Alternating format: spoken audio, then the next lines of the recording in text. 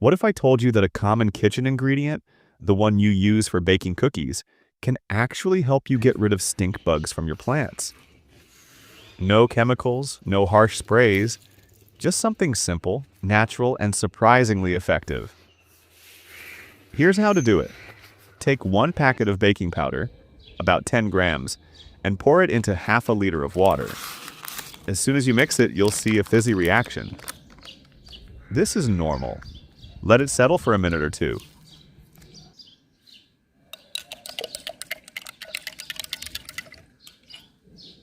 Once the bubbling stops, add another half liter of water to dilute the solution. Stir it well to make sure everything is fully combined. Now pour this solution into your garden sprayer.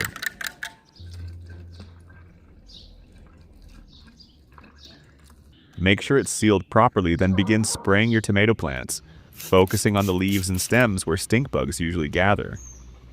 You can safely repeat this process every few days, especially during peak pest season. This simple spray helps repel stink bugs without harming your plants, and it costs almost nothing. Let me know in the comments where you're watching from. It's so special to share these tips with friends around the world. And if you found this helpful, leave a heart and give the video a like. Thank you, dear friends.